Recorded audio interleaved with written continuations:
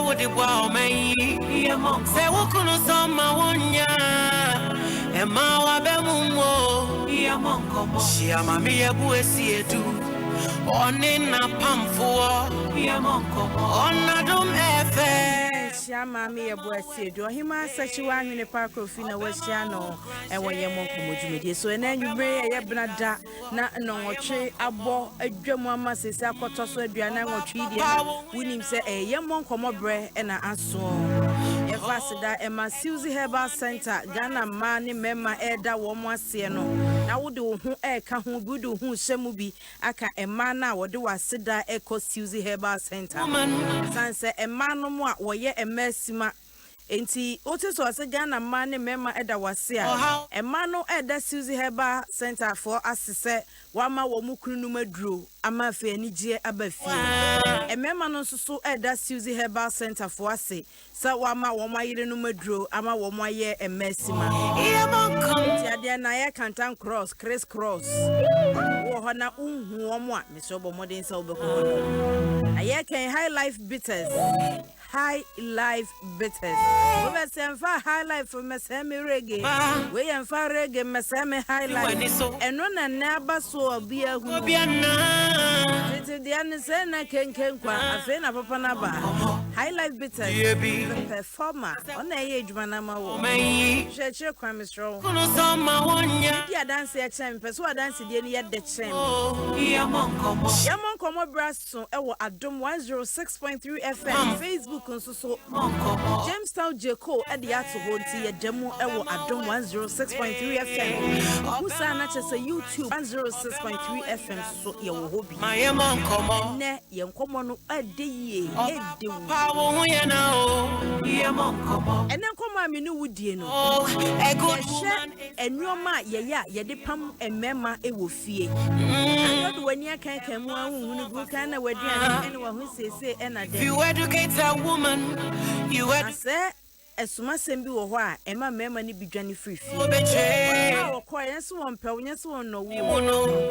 bibi na say kan etiko ma kokode saade no abonten so na ade so de ade ansa no obefia bede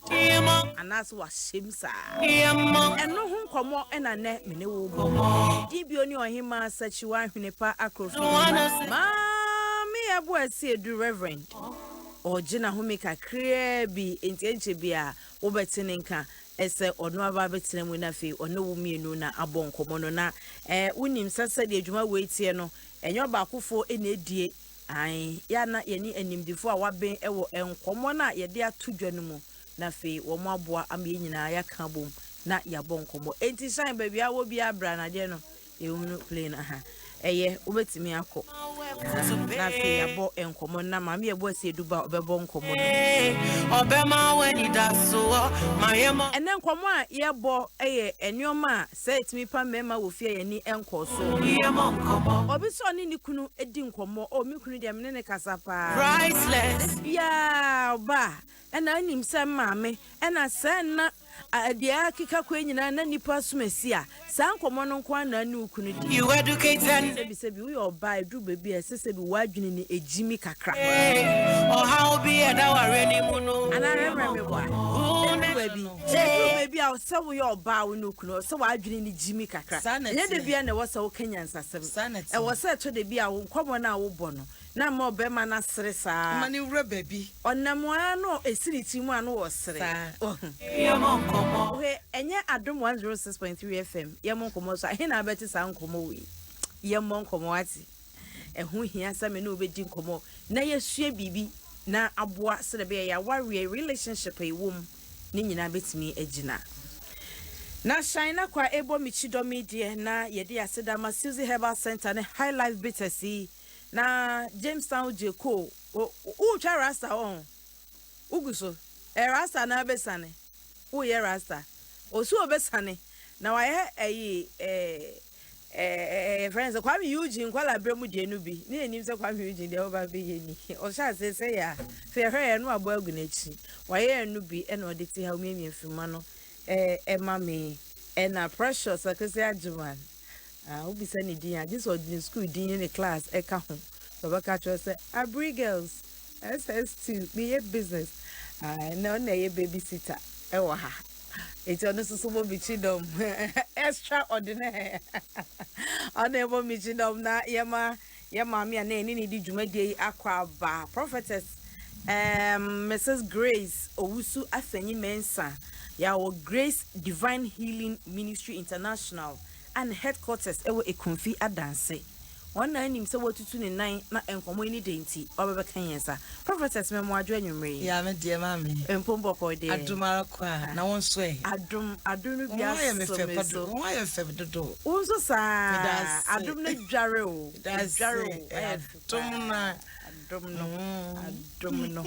no na dware nyina na ena anwumre nkomo aye die shine bra ya kan obi beka se bia ye ne ye kana enkomo mpo a enu nti na ma asase mu ebebo mu no enye enu nti na voice aye ba bebo etefu ebebo voice bia mo wetie ehu videos nyina wo aye be yam wo hwebie no hu se enye ya ne ankasa ne yabo ye trimu mpo a ye ka ye bo ye trimu mpo a ye de tutu abrabo ho a eye na oba bia oye be sini oye jantrani na ye ne no di nkomo bi se o madwuma mu nsem ko bisa question ba ko bi fe ma ne kan asem se wo jiri se de ne ma emema no ba wo eno se mema wa afo no bi wo ho no mo a se bi ne yire na adwen no fa ba bi nyimi de bia ya rigid enkomo na ye di pesika ne nkomo a efie nkomo ne ena ne ma no school fees ne baba ko bi a wabon ne ba bi yare one problems na ho nsem na de bia wo ka enti ha no pesa se bi e ma no madwen agimi kakra no madwen ati free no no ne na kwa akobon komo na wa release ne tension kakra enti ene no ma me ba wo so no ma menni kan e ma akwa aba na fe che wotifo ansa na ene topic no ye di ho komo yo me je wo so ma me ye di kan de Yankopon wase na adom no nti ama bibia nso e adom na me di kan echia Grace Divine Healing Ministry for asofo ni na ene me nuanom mo bo ase Fort family da no kosia de fiade ye sie ye nua ba ko we dey ka fra be ye nua nyina afoforo ama e kuma to ye yem enti se bibia sia se ene obi anso a waka mu anasa wo fie no on friend Adam for say ye mbokomobre aso so on fa ne radio no to Adom 106.3 na on tie na on fa hwe no so yie ene amekan no me da se na sana ma me bese aba mu bio kra no me so ye shenkani enye commercial draft won kwa ne ka shenkafo ya na ye frɛ ye frɛ ye nyina ye ho esanse ene nkwanhia asi ene den ko ano enya asem keto na ebi wo hu a ya na bisa awade se nyame na me de na maya wayi mi afri mu yi ahemachi ya na me free bono ebedu ha me so weekend yi na me sister penyem di na chire na oware Mr. Ajimanya ko one no wobotiano adwa bi adwa kato one ni kunu Mr. Ajiman omde kokokye Nyankopon omu wi aya che afi no mde kokokye Nyankopon ti kokogya wo mkoye adansefo na yeba ahemachi no kwan mu da ho emieba beduye Samba beduye be 20 minutes time na wo bia fresh chechere heya enkwanhia si na nkwanhia no video de ba mbesi sabre mintimi hwe 1 minute kwa ntimi de mekamu asam kwa ya na me ye atwantro sesia susu a me ba adwuma nwumre ye yi me drew wona highway no ina lane e fra chimota eba Accra no aka kakra mo wadru mile 7 hono e hono se ne highway no level no nyina ye pe ka bo obi otimoto so atete no ne nada ha ne ha na ne nso no yemunyama na yam ene apete ka kwan no so me hu wuyo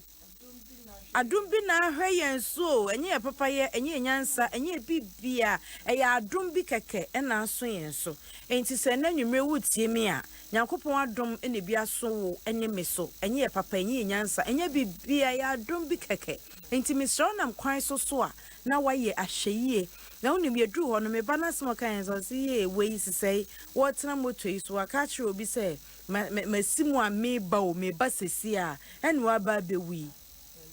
wanru baby ana walk no so okwa adwuma o safe na walk adwuma o wowu ne life no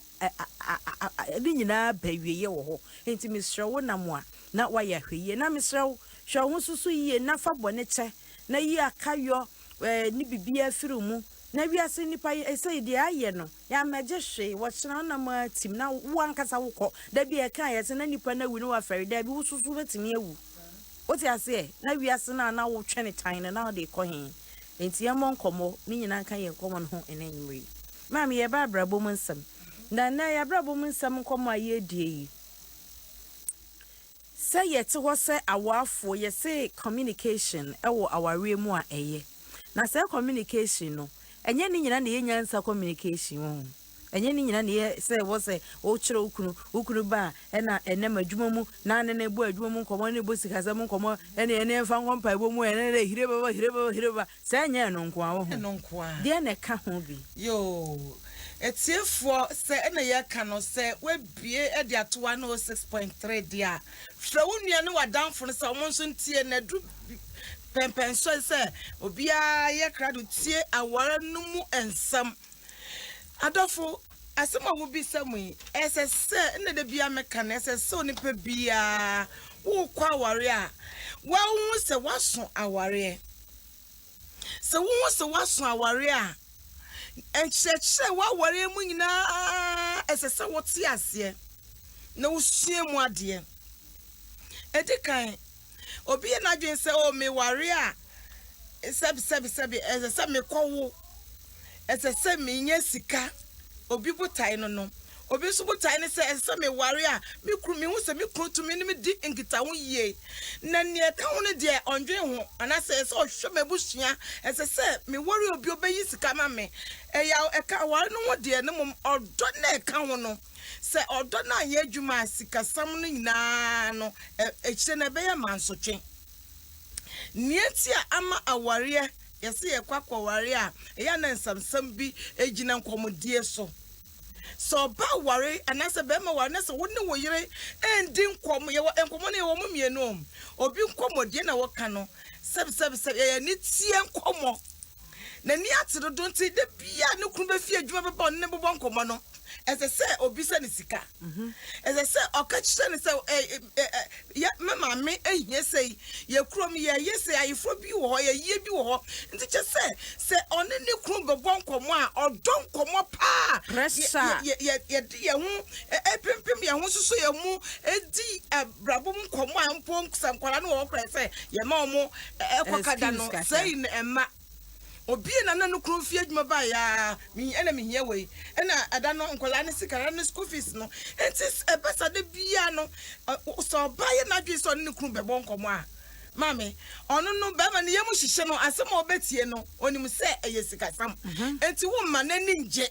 bi so na sikasam nso bi na yare ya ma amanfo sika nyina ayebesa yi na wo de hye ne dendenden a onu nkomodi no eso bete opia bontine sokotu obi emposo for obi lift na otie ne nkomo ena ne nkomodie no etumi ka no koma wanhwe ya na ulusu aware enkomo na ye enkomo ane nkomo o mame enkomo bi wo a wudi abema no enam otika mu kura na dwen wo so owo adwuma mu kura na dwen wo so na se enkomo ni na beye fama me nko ade entumi emma odo ne ye adwuma da ye wodo bi enkomo ukro fi adwuma ba se sika wo ho se sika ni wo chrodo bi chra no hia no kwan wonim ne ato no adwuma mpo a ofre adwuma mu ba ne bibi koso na brabom na nse na adwemu hia no kwan ye na atum ne shirt no so wo hwe na se na se suit na hye no betumi eyama no na woni na se wo ma ni so kama wa we hu se obani na wa ye basa enkomo a woni ne bobo ne se na ende be ye den mu ya warfo wo hwe Genesis chapter 2 verse 23 kona and say sa warfo mo fere mo ho se mo dade ja kra and say mo fere mo ho enti say be ma no ba so wa se wo ma be ma no hu se enkomo bi koso na brabo mu a e be na ni agire ti mu aye be ye ne de wo do sa atu no kom kakra wa fi na no kakra oh ne ti na de wo ti na de wo desi ye fo na wa so di na ni age pa ka asɛm bi kyerɛ me ɛnɛ kora ne yɛbɛyɛ dan wode wo nsa ato no kɔm kakra ɛyɛ sɛ wode wo nsa ɛfefa no bo so kakra ɛno no ɛbɛma bɛma no ɔdwen kora n'ani aba no ho so na sɛ ɛkɔbɛ sɛ fama me nko a opia bɔnti no kahyia saa nkurɔfoɔ yi bi di a ɔbɛgyina firi wo nsam ɛma no bi ɛmɛma no bi ɛsɛ ɔbaa bi wɔ hɔ no mo ɔno mpo de bi na nyɛ fama me no nko a ɔbaa ya ɔhwɛ ɛna ɔma me frɛ yɛ ɔfrɛ yɛ a wɔpɛwei na sɛ da bia problems challenges enkɔmɔ na wo mu di ni nyina yɛ enkɔmɔ a sidie nim adane ntokwa enye oni ni kunu no mpo na ɛwɔ ntokwa a ɛyɛ ɔmo ni nkrofo bi ɔmo wasɛm ɛna tenant wei ɛna aso ani mu wɔ competition ɛna tenant wei ɛna na ohwie nso gu yɛ ha ɛna wei ti da bia enkɔmɔ oni ni bedina wayɛ bawe sɛ kwan bɛ ne yɛmfa so na yɛn introduce saa agro ene ye kasa nkomo no bi wo ho ene na eboa mema no kwan be ne yemfa so na yenni sa nkobo no wo se na me kan bible say de wade si yi oba enfi parafi be man chen no ekire odoni nkabo ma ewo muntam enti o se empo so oba ne be ma mo dadeja e mo mfere na ma me kan pise oba bi wo ho a onye hu no kru na wo ka no say na wo ma me da no wo nua ba no frɛ wo no se de no se na wo nua ba da no ba no want na wo ehu ana wo de ne de wo bɔ ho ban na mo ba ma no enkrofo ne de obi ba pɛ se wo nya ho asɛm ka o de pressure to be ma tirim se bi pasi fie a oba papa wo ni ma awore a wo pɛ so awore no so no ɛsɛ o hye ho so ese bosom paye na be ma na ba o ma na didi awie bibia e fine empo modi mpamu agro awie no na wato boaka se o ade we mpo no na nda yi o nti na me pese me hu adwen be ma na ba kire na dwe se satam na ni age enti se enkomo na ka ba e ka dane we nku fa ma me ne efie ntokwa ne asimesise oyi kra ba ka asami kire me ni age wa de bia na se awore na bufuo ene otan bi acha se bamuti ma me se so worry edikan as say rade bam so what Christ ye was subontin ina o dua wa ware no wo ho a se ayedin a esubontin no beboa e be ma wo yansa obeton supa aguso na se yi wadwe se obi ho mami obi ho se me ye Kristo ni nti me kra ye mani wo se me kun so me a me ka chiro bi a o tie mi ne se wo hwe Genesis 2 chapter 2 verse 23 or canopy say every 23 kono canopy say samunu be mani oba dadeja mu ya warfo enye ni wo enti men kamo mami enima bi obi a onye bibi oba ka but edru bra say oja ne homa ne yere no kunkura onye enti be mani pia bonten ina ohu bibia na ye na fe ma ebi wo so na ya husesie oba bi wo ho a na husesie no any fie sese be ma ne bakra na so bi di na chiba na nani awu enti so ko hu baby say we siesie no ho o wa ye no ho kamepe o se ade we de me bi o me fie a enka mepe oba we de me nya oba bi se ya me ni oba bi tu kwan ekọ baby ni ekodu ye se dia sister no sorry a me busuafo o si sorry pra fie do ye no sira no brother say me ware ya enka sister we dia enka mewa no won odia se baby akodia sie na de yonti won na wodi usika no kwa na wo hia nya wo pe no kwa na wo hia ne mom ese se wo bo be ma wo ye obe ma no so boafo wonye bedi wa David bedi wa de se na isam prebia ne wakafa mpra na wo ne ne eni hwe wanya papa no won woye papa na wo ne ni hwe na wo di sika no bi kaka no ena ubetwe se wo ye ho ayi but I worry there unyame akantam wa ware hom enti wo wura ware mu a mo mie no mo ye baako wo yi bo we na wo yi bo we enti se be ma no wanso wo di ma no se na ni baji fie ma me to se me ni nje fie asami nko fie no obi tumi di ne break na wa adwuma mu se okofie a ma me jata na te ho o empo be ma na fum po se onye osuru nyansa bi na obom paye ne rade kasa ma no tumi ne kru kasa asomdwe mu no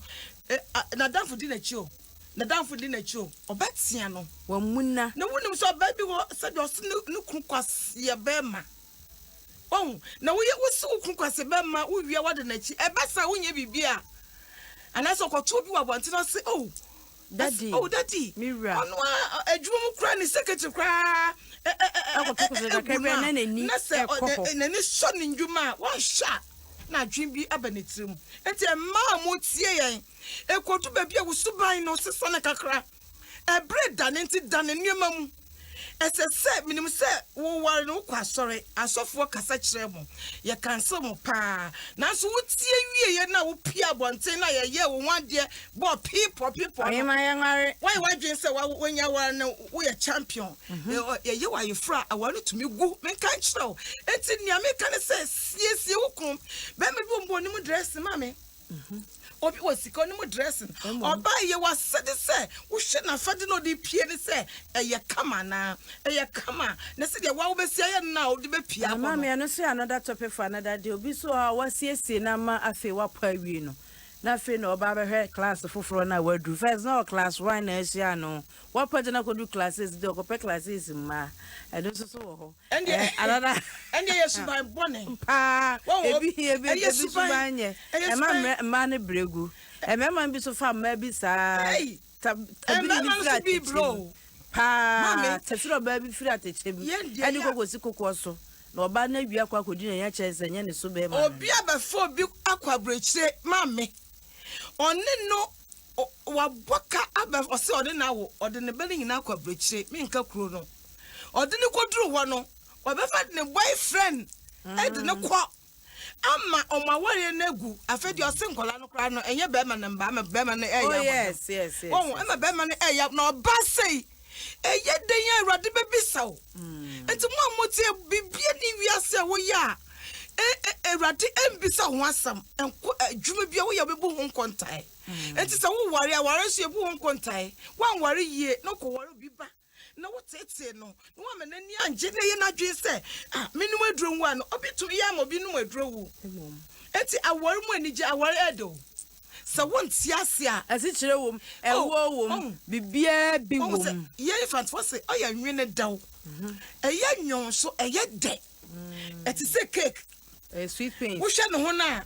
esi kire wo twam a eso baby ese eda kakra ese enti sa na warete so kwa ware ne so amma ye ntufu ofie no wanti ase a da bia na wote akonwom aka no yaboso wo twen wo krumo no de ne sa abeto ukon mu ansa wadwen se bibi wo hwa ne ne ye ne sa enne de ukru no ne ho namba ako enti sesie no ono so esie wo moti akonwom a ma mo nko modi no wanwen ko modi no ese se echi omu ba ko adwen bese enade yenye bibia eni ebeje enti before mu be kompa mu na wa wo kodware no wankase modi mu nkomo mu adwen aba bibi so yo prophetess me da say enne topic a ye di nkomo no eye enkomo a ye ne ye kunu no mu edie no se nkomo no to de bia se enu o mi kunu mi di nkomo pa so se ye deviate san kwabra ye nua ba jantre ni bia kire de ma emema wa afo bi eba the customers bi a omo ya wafo de ma wo mo ba ne nchen na yenkonkotie san wo video no ho enti video no wo Facebook Adom 106.3 FM na kokosha yenua ba gentle ni na eni no edi nkomo no eya no season business no I don't want us to so the message beba menu su word bia wo de bedi na tem eya no season business no enti ono so de emema awafo eba ne nchen no wani ye dibi ho enkomo ko Facebook na ko video no nene no suso eni mbama ba ha no mo ba omo ka dienti a omo ba ha because e say e dia ware ni ade a omo ka eni obi sa no oba obeka so obetua 1 hour na otua 1 hour e bia oba wo short no he like your services it's whatever o say ne client bi obetumi afro so at the power home me pesa me power home nkomo den o me charge nkomo keke na no master 30 minutes komo banji ska and uba on for on that's how me madam enya nkomo me let me tell you something apart from. Ubon say my lock me down, that is I need my peace. Benye be everything that enter here is business. Wow. I don't joke with my business because I'm doing what are some of the services that we apart from sex? You know, sex is if you have a device of a new for media, no for no sono, and ye Jimmy Bia. You will Jimmy be or you know for my Obemia, no from Buya, grass for line it be. And yes, I decent ones, no, who will get my children. And Odu can know better you say open no for yes also he just want to see it to get emotional sign. But Jimmy be we are on ya go be 12 you. Then yes say Juma no. What I didn't know for no separate. Different. Facha shine akwasa ni video no enye ready. James and Jeko are ready, me my ready. Na mom ni video no enye ready because so ana kan ye ho e wo Facebook Adom 106.3 FM enche bia video no oye ho adwuma.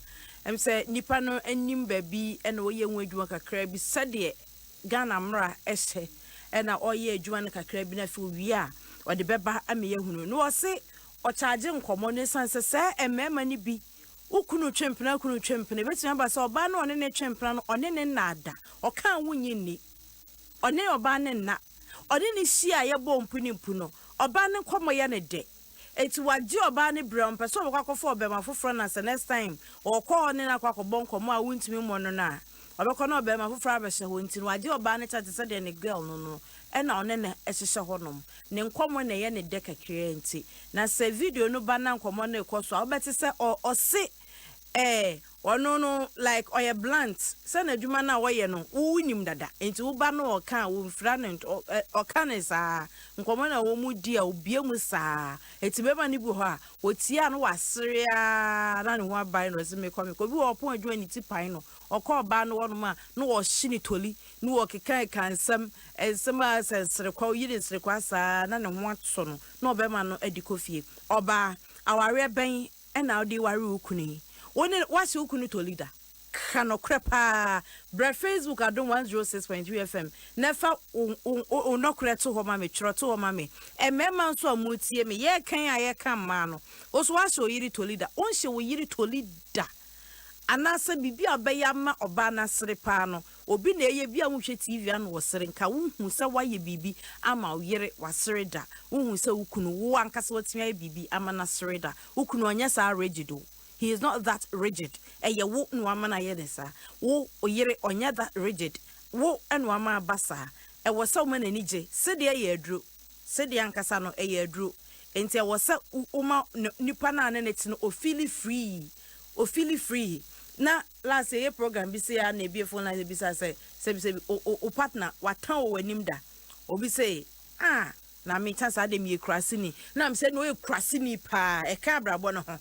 E kan brabo no ho enti ni nyina ka ho enema aware no emunchine no eyede koso na fa message na bra e wo Facebook Adom 106.3 FM na anase YouTube Adom 106.3 FM na yenkenkan emfanka dwumade no ho na ode na ka ho a ena na ama ayede de website se ana oho na ama na ayede de sa na yakenkan e de ama e wo bra ese emu wa odu dia ba bia ye ho enti bra ese mu no ye be kan wa so obi akacha be so o him read my message what your message atoba dwa bra dey read the message o pesa utua bribe wa fitire ha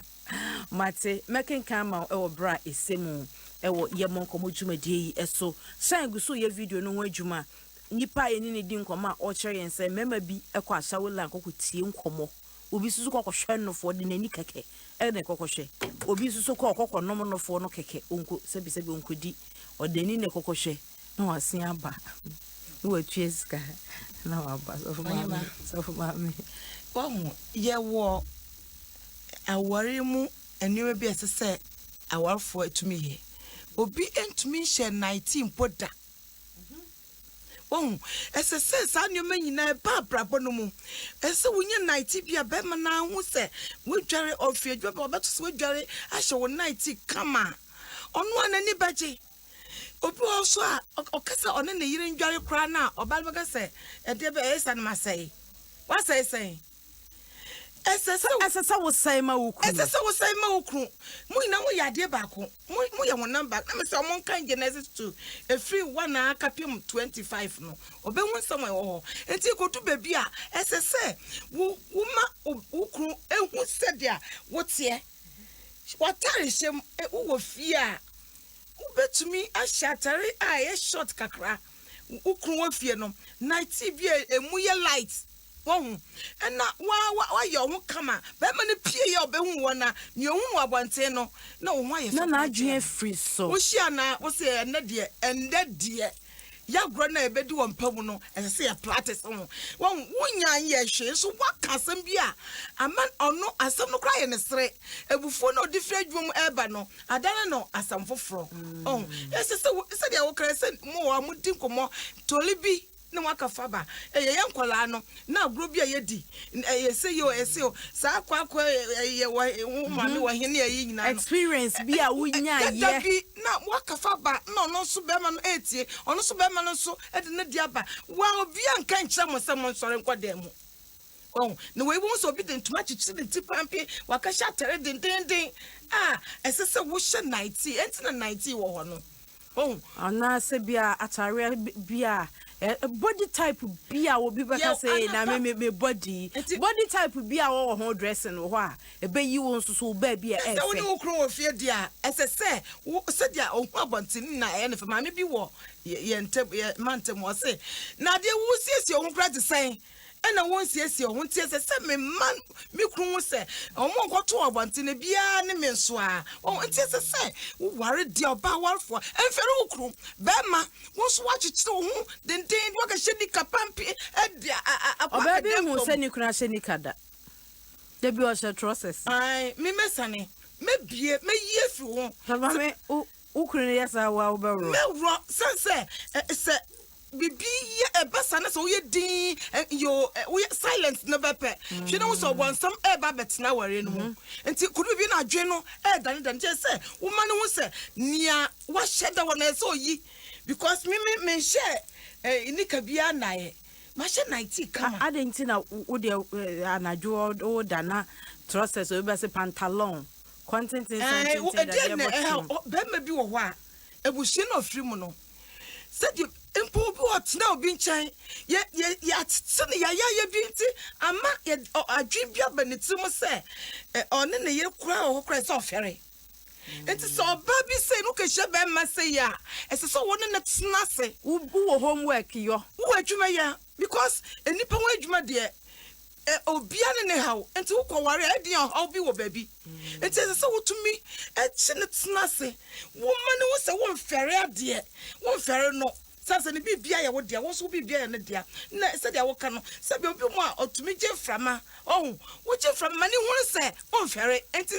ese bi to no a wankwanko no meduru ewu enuma bebre wo aware mu a ofre busia foforo mu na ode ne ho ekogbo busia foforo na wo ye wo number ako enti obia ne ope ne nia otie enti se nyame aye wadom no wa ma be ma no anasa oba na ehu ne se nia oye no ye se motia obia be hu ne yanko bibia wa hwa na afei waka ya opia bonte a oba bi so wa ne kunu ene ne ndi komo enti opia bonte a na wakai ne former boyfriend bi se je no ne di agoro no ne to worry no ade no hu bi enti ekodu bebi oba to me fa ne kurachi be man so etumi fa ne yirachi e wasa nneoma emieni na enye se pe na ompewo debi na mom ne kra kondo bibi ne kra kondo bi oka wo mbua no enye sex nti debi enye ne ina na yesese mu betumi agbonkomo agi woni dumuti atoto mo so mozuso mu a enye se mo be kompam na chita odo no wonim se me na me kama se odo de eti se asase pa se udie bibi wo mu udie odo no wo mu ware a aware ni asase no se udie odo no wo mu a ese se ugugu sonso na etimi anyia so aba na etimi anyia so aba nti se wo ware no kasa me kru do me so me do me nti se wentumi agugu so afeso ban bi agugu sonso a eye din a bo se opesipe na chance se pro enkomo ye die ye tesa wafo ye relationship ayi wom de bia ye ka And now o chiti and one of my one so yes a lack of communication. I mean didn't come and come up and needy. And as I say yes be said in kwasiake can. Ya a show for be a cantina who couldn't be our warriors or that's what a show for no. And kwasiake cantina lady ya sebi was one near my quach ma coco do couldn't do no quana kunachi nesi hono. Any day any fekeke. One one was also so the pro. Oba graduate we diplomacy. It's your bar, honey. It's time, honey. Okay, I'm going. So when you're ready, and one additive fee on our room, the auditor office, na the other fee. It's why a rigid bawe. Bema been so so the obotai word mum bawe, san or botai with fee. And yes, a team minimum when do any subai nigo guy. When you community, a basana more banner bread, a basana more bema bread. And you know, a na ne crack quadra, no tifa baby, no, we say nipano. Nkommo da de bia no nipa na Bo Nkommo na eseku subrem she sister bi frɛ me bibi no se mama me kuri ware me efie na yeti mu no emma no mo abonti no no mo di nkommo me nko ade oduru dan mu ana waye di me ya me kuri emfa na kuma emfa mame odi nkomo wa bonten ye bibia wa bonten no beduru fie di obi won so na nya ne onye wo fie o obeisi mama meya ekutu bebi na danfo ba edi no abon ho na wa ware ne se oba ne oba ya omo ware enti na che so ofo so bukwa fa be ma no na wa bonu mom na adwene se wa bo adwaman enti se ofe ne yonko ba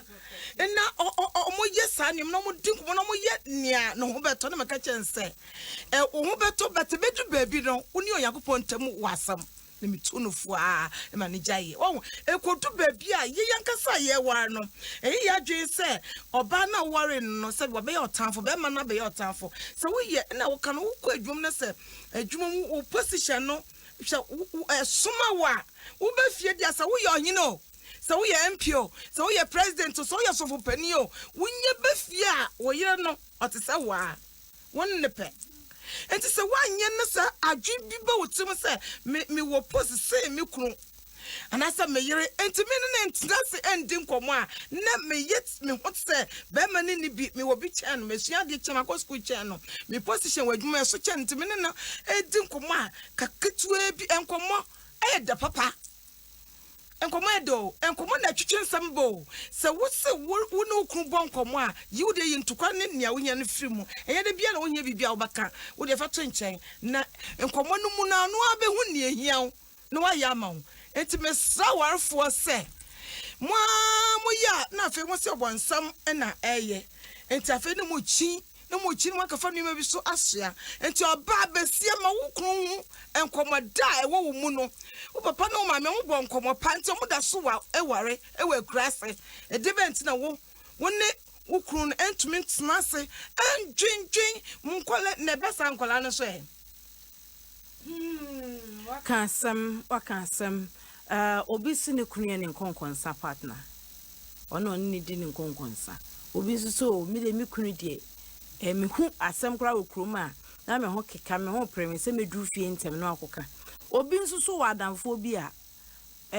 o bema na so asem to na adamfo no na ofre no one na ka asere wo hu bibia ne ho pre no so obi hu na adamfo no na one na ka akosere abra wo yere abra wo kunu ewo fie wontimi ni oba no wontimi ni obema no enya saa yonkofa no a won betime nti meka se awafo bebre ya no wo munni mo kunu nom te se de namfo ni mo kunu nom sanka adamfo me madamfo ehia bibi pese o bibi o mu a o so ni me kunu di nkomo no emom na timi dane se me kunu hia bibi pese o hu bibi o me ho a dis okoko bi se madamfo enso ono na mene ne te edan baako ye da ye si aka bom nyankopon adi atom se ye ya awafo be ho namba ko Ayema se aware na se nyame amba mu a se Kristo ni aware no mu a se ya na ya eye na se Kristo wa aware mu na se mumie ni na mo kwa asore mumie ni na mo ba mo ne nkola ye kwa ba basa enkomodie no ebetumi akoso ne mo ko mo asore kwa mo betumi adwendwen ho mo betumi abom paye abom mo bibia mo betumi kwa di konkonsa enso sanse ne yire emma ne kwai ma ne ndi nkomonti ontumi enka obeba bi ene ne di ne yire nkomo se mpese me to asase onye hu sape ene nkomo ne ye eyi ene ma mi sei sanse we hu se no sika o se obeto asase we won so wo kon di nkomo se ya o de nima bebrebe siew o ma wo hu da enti obaya woti awor ase me pese wo ye wadwen se mo ya de baako for wadwen buanom for won komo nyina ma no emfa adamfo abonten anu no sister bi eframe na osun ye se na adamfo ne ne koba ni bema wehu na o sheda o mo be ware no bema no ge na kansam na kire na danfo no na danfo bi sa ne di o hwehwe ya sa o social media ya bebe no hu no wa gina firi ni sam e ma ge no ewu wawu wa twen se na onyam nti okwo na adwendwen na wawu well, enuma ekoso panti se wo your ba na se wo ka won sama wo kunu wona ne ye ba ko mo asam ka wotrim kakra ma wotri no anye pie ni asa ye wonuma bi a ye de hye pie mu ne ye wonuma bi so ye de ba ho wo chime wo chima numa bi a ye wo fere se be ye ba ho enti awore no anasa asetan wo tra ese wotri na ye pie ni asa na emma no bi nye na sa oh wo se ukun ne wa ye ya no wa ka che oh enye empene enye ntum ne te se kwan bi one ne kunu no bakasa rough no na akasa ya wono no tena dia ho so bia ne nani brew enti me pese obi ate asese enkomo a se dia hye sister ya okay o se emedwuma wa practice hu se emema wo di omo pe we hu di omo pe we hu se okrokro no hye na se di obesi hye no no way or did not out to no book, no way see didn't start to no como. No was son of what you not just what was she as I say, a Christopher, so yes, yeah. It was so your banner what judgment so about quadia, who she has all best say, Ediamo, as I was saying, man, nada, no fair day. Me da say. Na my yanka messages bia kakra ya aba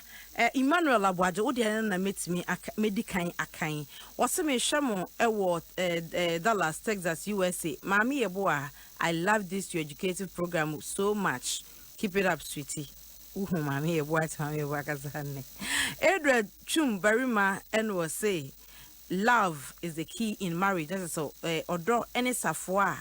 yedibie aware sana Emmanuel Abwaje san ba bio and was say ohima sexual be Bono region babe mate Portia amwakwa pia and was sim one sawam and a meshamo Besmako wusu and also say ohima meshamo live strong Eriko and was say live a nice program mama yeboa Fadija Fusaini and was saying yakupon in shaya ye wehei ye producers and so eka humbi insia Nana Kwame Ernest and also me shamo live Yakupon in show Besmako wusu say any wutrin kwamiti da say road accident God have mercy on all of us and no crack Yakupon kwan the crying mu Edred Chumberima and was say ye pawo Nancy say yan can't chira mami kachiro mo 7 awuku zonira and was a nice program Edred say be matured for marriage wow Edward Bill and was a nice topic pa Genesis 2:23 going Edward Chumberima FBB every honum prophetess Mrs Grace also afenye mensa ekan bibi every ho Chewa Naomi and was say omaye nyina dwo na adwuma papa nso so na yafa yeguso a ye no koso na fa wadwenche bra ye bekenkan bra esemu ayi ode koso anefa wadwenche no bra bekenkan ma Richard nana awua na was say jata wo fiane hwe ma ne bi jata pam eno so imam wadwo odo wotama no so ima onwaye fanyumre de bia onyame hira na peteme ho eno so fa ideas ni bebre bae na guest ne chia no mame Charles aman ano eno say yemre so ma de boye omo akrachefo ma wo de abrofo na ye abrofo na brabo no wo mamamre no mu de ye adwuma omo hwe TV radio stations ne se bia omutie na enka ombefa African said before ye ne ye tie nye no omope abrofo ne ma no omudi wura wade mu hwe ye se abrofi wo monyim e wo telenovela mu a omutwa uhe wo Ghana ye nyima yetwa na o twa sore na oboni kuna sum aso se menyim nti makobo mi kuna sum lawyer bi de kan wo so oba anyim onyim ne ye monyim na sum twa obetwa obienu twa de wa pire ho is so good anyway enya de papa so obi beye but Charles and not say yensua to say a man enjoy 13 years with their fathers 13 years don't any papa 30 years in marriage Emmanuel Abwaje Samba habio and Emmanuel Mayebi and say program near come on him original one. Oh nyamenyi enkwa on fisa nkwanhia mu favor sympathy and was say program near come up yankupu nshamo idre say bebre abachiri yebesan agebre ne akenkan ma enka chi sa won so wodi wadwenchire ebeba William Asiama ehwe ye ewo Germany enafe Justina Echama Ninko so hima you dear the way you are funny your hobby will not get tired of laughter sa maybe that say Mavis Nsafwa and say interesting program nanka menya nanka obia etie bi adwuma na moye the press laugh from poma odo say e mema ni bi so ho no ma obafie obi e wano ana obechi wari ampa da wo ani age obafia waba tena se na mefu aduane mro na adwuma mu te so say madam my yes me pesa na wama wa agro ni nyina ka wanum na wonim saada no kra na betimi ni agro wasere na twetwe na bonsu wa mu na sabonsu wote ho na wo sere wo de ya try hwe Mavis be wo try agina chi no to de sa kan Mavis wo de Priscilla sa wo de ya no wa try hwe saada no yes obetete no twetwe no bedi no agro sabonsu wote wa na wo sere ena Jan Frimpom also say adwumadie no kama pa Barcelona ena o hwe yen messages be braba break no ye bekenkan de aka ho nkoma ye die ne ye wo ye monkomo dwumadie so minim sana nka wo twen sa wo ne maame ye bo asi edu ena bedi dwuman enso maame wa bre maame gina ho me kakra etina otime nka ohima sechu ahwene pa akofi na me ne prophetess Mrs Grace owusu afenyi mensa our Grace Divine Healing Ministry International headquarters here ewo ekonfia danse ena edi nkoma se na ebesoro me the number beba ho uti se de otufo ene ncheche no problem wa ware mu ana fie sem obatetie honhom mu ni nyina afre prophetess a obebo an wedi nkomo oye obia na oye obia sister oye obia maame oye obia yonko o abotre wa badayo ti ne kasa na sa na otie ono bedi nkomo se de beya won so fie ebedwo ekoma yedie yenkomodi a ewo ya ware any relationship ahodo de aka ni munya ware no kompratwe bi tia ware obi temi pratwe mu na beko wuo ye na den kro nware da emu an oti ku wuo nti ewo say mu dwuma no na enu ankuno nti ene yesua ya na ye adwen se enkomo no an se ofre adwuma ba ya na adwuma mu tisan ene sika nti me ye we obi aka cha me se movie pa nti me kwa akofa ne mo china me kwa akofa ne ma nipa we ya no de meke oba betua nti me diska ne kwa akofa ne ma ni bia ba be gu shop o e se shop wa ye ma ne ma ani wadwuma ne kwaso na so sa nkomo no sebi enye jimi nkomo na ma nipa sere de na ho tutu fom no you get it minim se de America no ti ase a wo se wo nti bisa ho se said oya rigid so okunu kwa adwuma na yere kwa adwuma na oni obi oni di nkomo sere a na che so onu ni wi ase a oba on sere is your responsibility now your responsibility to man as woman ni age otimi ya de bi na abo afu no nti e ba sa bo nse da obeba wanya de ama na answer say me yere pa aka ne bo nse wa ba wanim ani ade ma yo bibia na o si bibi se enfa silence ne konkoda no wa cheche ni wini nyina mu na fi mo ase atoa mo agudi so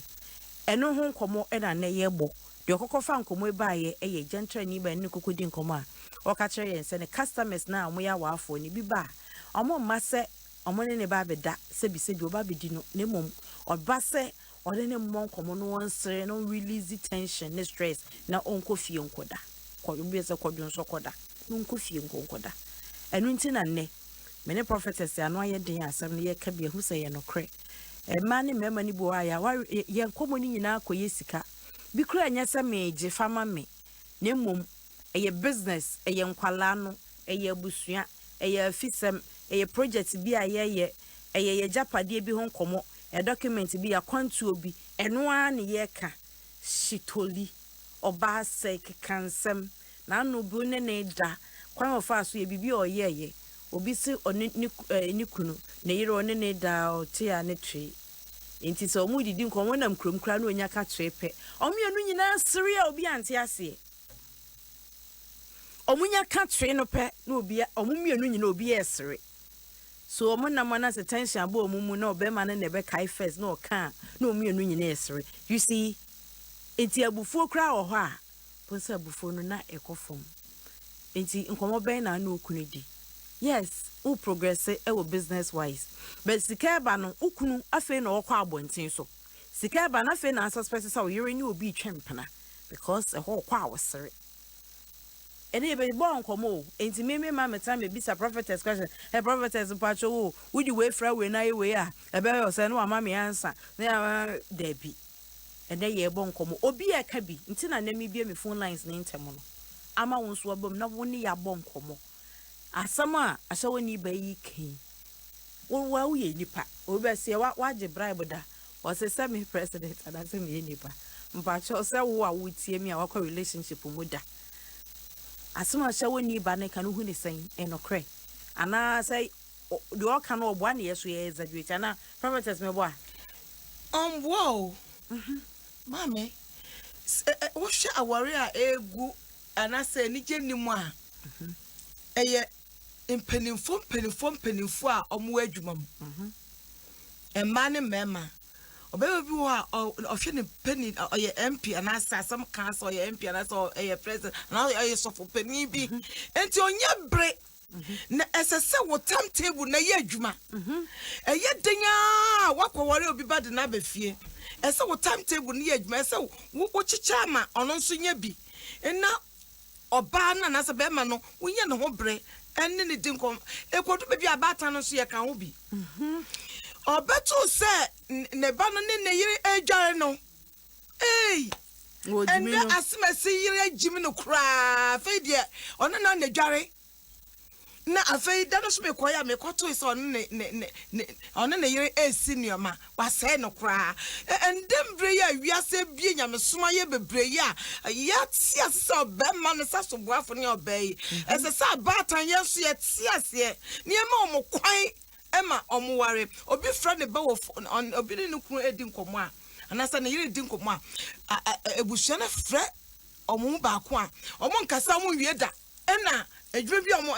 enije bi omo wono matumi ato aso enene nti wo ba na se be mese wo ma na tia se sambre me ne me ku ye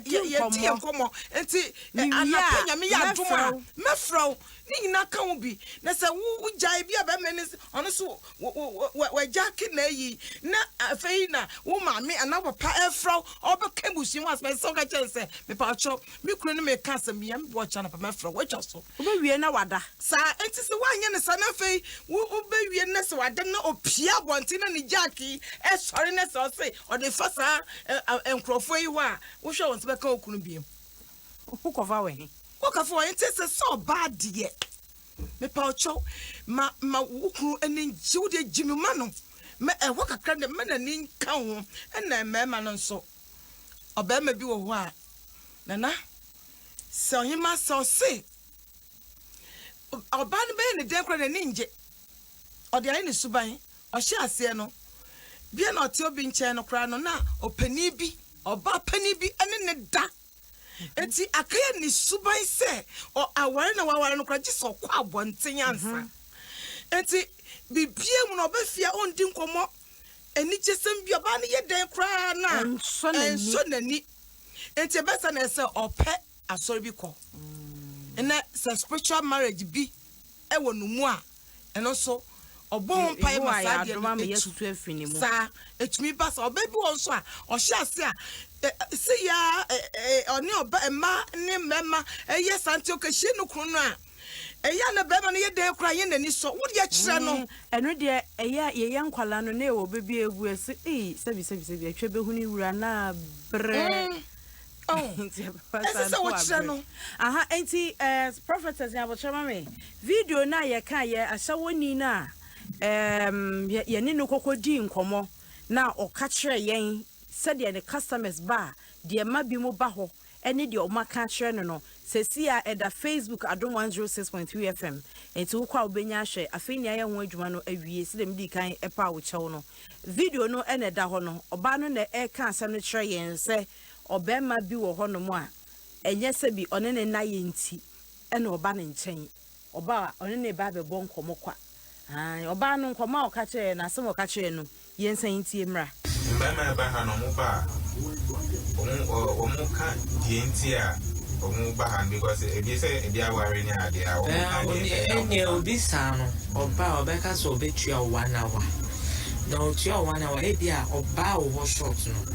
he like your services into wabefa o say ne client bi obetumi afro so oh ade pa wo ho me pesa me pa wo ho nkomo den o me charge o nkomo keke na no master 30 minutes nkomo baji o ska and uba on pa on your that's how you madam enya nkomo me let me tell you something apart from uba unza ma lock me down meda that is I need my peace benye bie everything that enter here is business. Wow. I don't joke with my business because I don't know that the services are apart from sex. You says if you are a device of a new for no for no son and ye Jimmy Bia. You will Jimmy be or you know for my obemia no from Buya, grass for line be. And yes, I do decent ones who will be my children. And Odu Kwano better just say open no for yes or so he just want to see it to get emotional son. But Jimmy be we are on ya go be to you. Then yes say Juma. Which I didn't know for separate. Different. Chere dia ne mongo ene ba be twa mu 030222165661 0302216561 and at 0302216562 and at 0268499347 0268499347 numbers I'll bet me a friend na only ya bon komo no obi a mi so obi asem na obi a de na dwenkyere ba komodie kosanim nti obi a bon komo se media na prophetess de ne dia aba aha je ko video no mpacho times so be ye free honom afena yete fobi ababedu honom a won ba behwe enti so san fabra internet no de okura mu no onyem apostle jam na video ni ntimi nyi aha eti ubetimi aba ahoma ne so na osuso ode won komo aba esan se enkomo we no efa obi aho obia is in a relationship in one way or the other. Say a same-sex relationship, crying a relationship still. Say you are buying a relationship and play a relationship, a relationship. I was saying, Komono, it's me, Burma, a year day. Young Mason of Food. Hello, good evening. I'm not good evening. I am on Como and then come up topic at that when you comedians who cost and him found Comobra. I'm a someone can and you crap drive coffee in a meeting. Say, on your back and every relationship man now worry. Mr. Nipacon and the tea. Oh no, Bo Nkommo. You're all Piscican Kwan or you know. Who can instead of Ubama could Baba Casama Bishon Kwana Biao with the Belgian Dabida. Into Qua and Sikan Samun Kwan, how Kwan or Reba. It's the Uber Senator. I didn't know what the one Casama Bishon Kwana. Nini na ni timabu masono ukakafanya tukaba ndi sasa sa relationship na wa papa na sa papa mo anwa say misa na nkomodie kosanim so de ne kosan bam relationship no betimi aye papa ejina wo so said your ba ne tie no sa wo so betimi ahase ne na hyehi toli na remember a wo so betimi ahase ne na hyehi toli wo betimi onim wona wate wona wasua enti kire no na relationship no nye yie ma munyina. Hello, good evening. Good evening. Pacha udi any baby afraid efi. Papa from me chin me kasa su kokomrembe. Yeah, me have person that contribute in this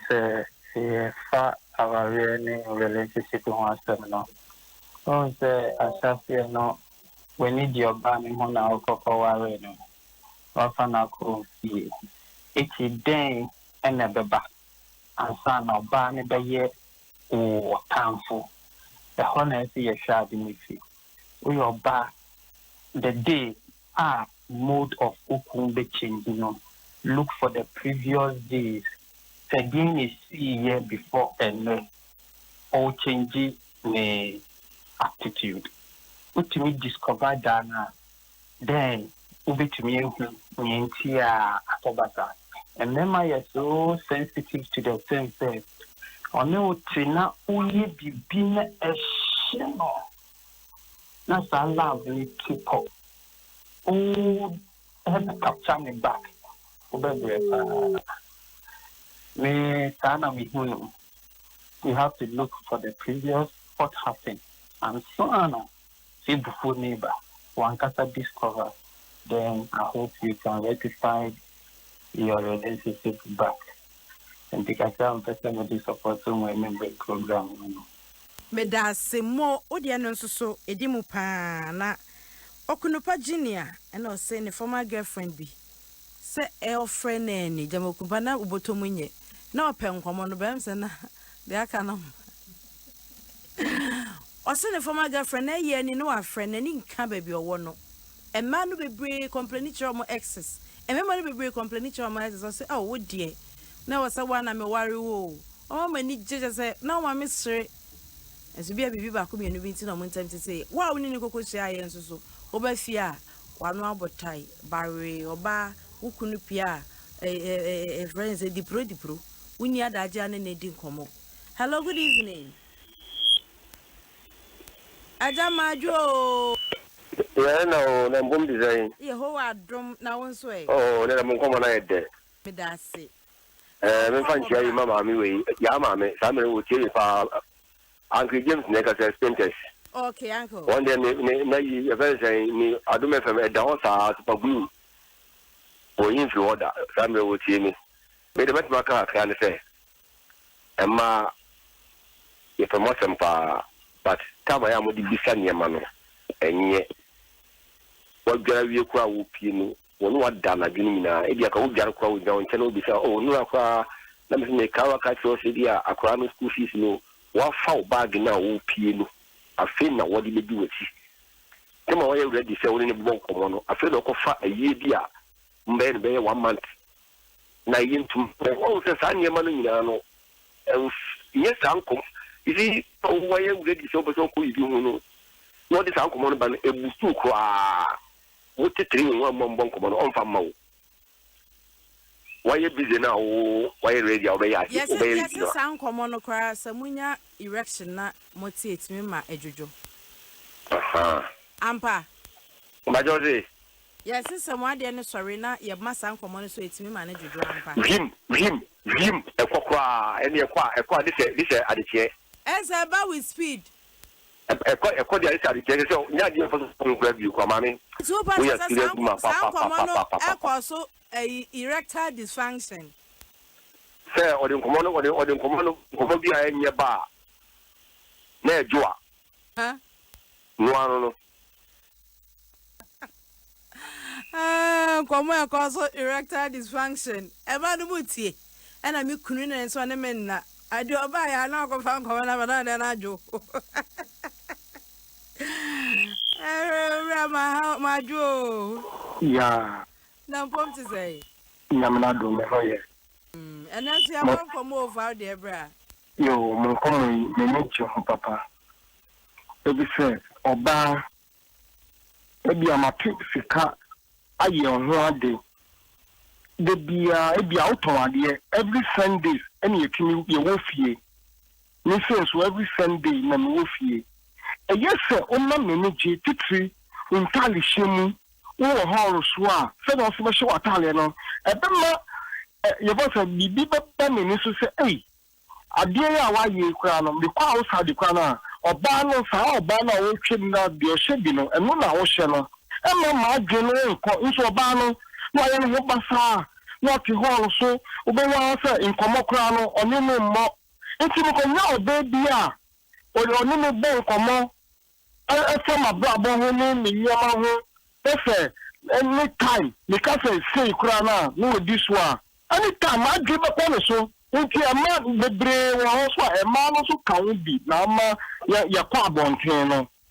into Miss Mano, Munu Kruntifia, Munu Nkommo do Mofamuti and Tony Fresso. No, I said, Bemano Kaji Kana, oh yeah, not give the baby so, is a mano, the brain yet, no move for Mukuno, then a Bemano and go outside with us. Meso medase na asemu and some messages neighbor hello good evening. Baba ama mani aje na me ka eja bia na atomnia your be ma asema na dey any problem Na me so me your be ma pa onana na ya mesa na so man shada so ka be da na ya de ka be da na ya me ya na wadri na show mo pa come dey we da say di ni baby afrefi me pa so me frefi akwa mututu na me din the Collins me krokro me ira pa so da bia dokwa me amiji wakasi ne ongo ndi fufu ne keke na ya man na se me we nyina na nya ofo dop den na me nye bi na ya ofo oyere wa wonchen oben me ma ne nkasa ani e de na sun jokan obeti yo ma me maju o Jesu nani me kra vera nkasa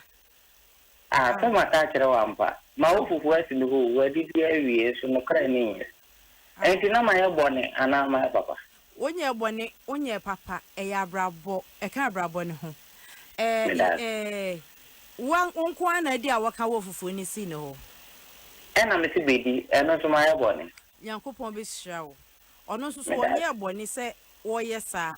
na ewiase eba ya no ye nyina ye nyepe wo de ifiraman so neti ade ye nyepe wo ho ebia no wo problem bi na se kwan obefa so ene wadi ho nkomo no ha no wo betimi awo fufu ama no wo betimi aye bibia ama na toden ama na toka ama no nanso bia na kwan a wupia ne nkrofo di ayensi keke wompe eputu no off wo ho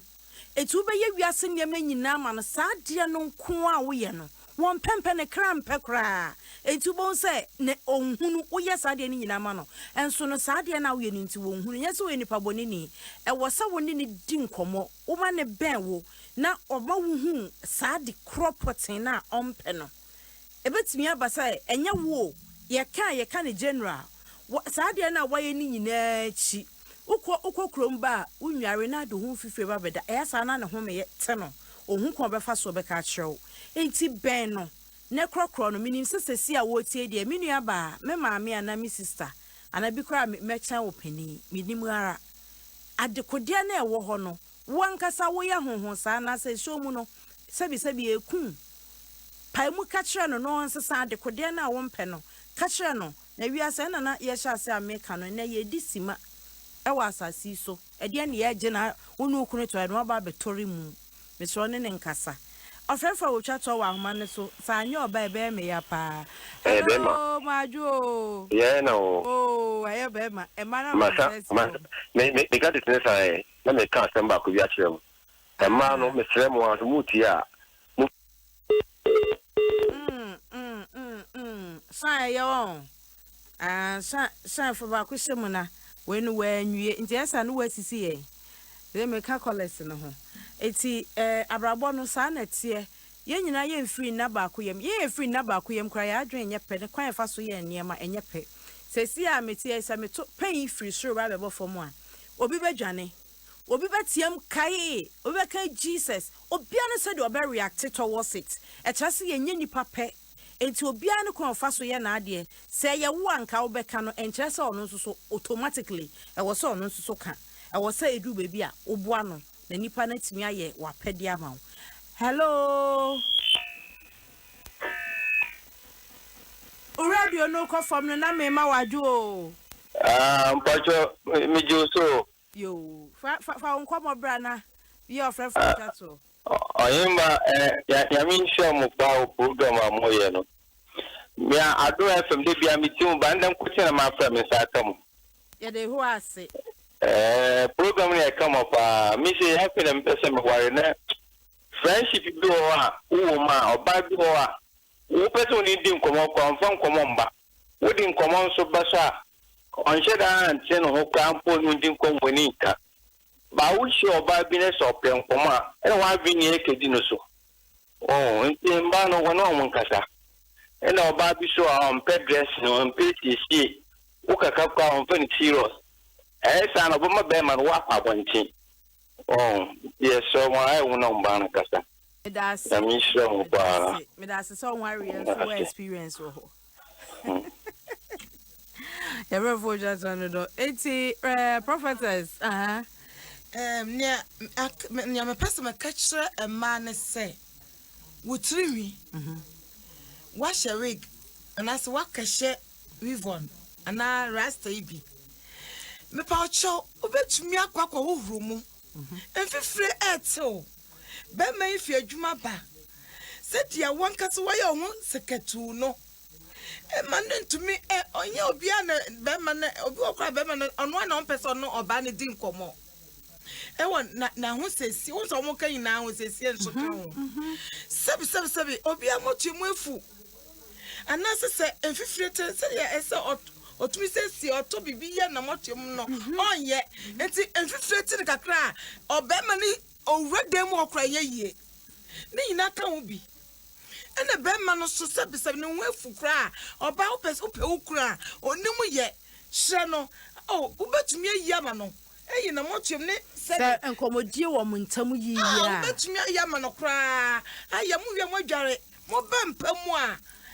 ubetumi ayi ne eka ho bia ma wa na ye de wo na se kodu be bia na se obi ade ne ho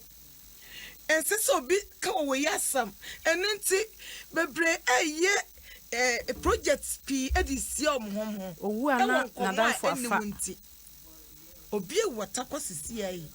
ne nyoma nyina kedi na dan for omum so yam na matumi abaka no kre enyoma ne yere ne nim hwe sansa ne yere no so enim nkomo enti so be ma no wo chile trans na wo ne bonkomo no wo do sato fa no ho a sebi onimu hwe yempo a obetumi a kire no ye wa group wa edi ne mpamu a esese wo oba bia na wani ebie wo ho hire no different people say wo kire man ono so na nipa no ho so wo kire na ye hwe ye ka ya ifo bi na so for no ye kasa na obema na kasa ono no akọ sebi private wa na yi hwe to me bi enti onimu se de esi frahye WC no enti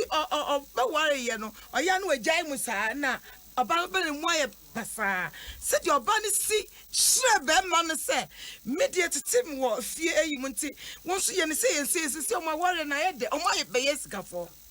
enti so oba ku ni mu ya e so oba ku nya odoni